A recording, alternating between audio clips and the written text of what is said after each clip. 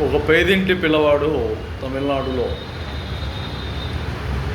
Bullet bike మీద వెళ్తున్నాడని అతని పైన దాడి చేసి కత్తులతో దాడి చేసి చేతులపైన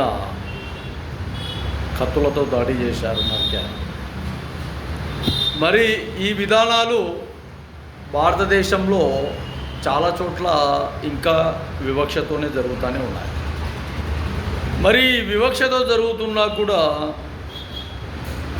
ఈ వివక్షకు గురయ్యే వ్యక్తులు ఎప్పుడు తిరగబడతారు, ఎప్పుడు తిరుగుబాటు చేస్తారు, ఇవి మీ విజ్ఞతకే వదిలేస్తాను. గుర్తుపెట్టుకోండి. మమ్మల్ని వాళ్ళు కొట్టినారు, వీళ్ళు తిట్టినారు, వాళ్ళు తన్నినారు, వీళ్ళు నరికినారు అనే తెలియజేస్తున్నారు. పేపర్ స్టేట్మెంట్లు వస్తున్నాయి.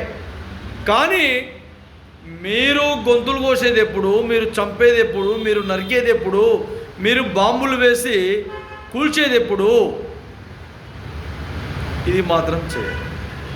మమ్మల్ని కొట్టినారన్నా, తిట్టినారన్నా, కేసులు పెట్టాలన్నా ఇవే జరుగుతున్నారు.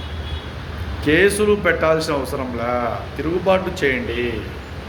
తిడితే తిట్టండి, కొడితే కొట్టండి, చంపితే చంపండి, నరికితే నరకండి. ఇవి చేస్తే వివక్ష తగ్గుతుంది,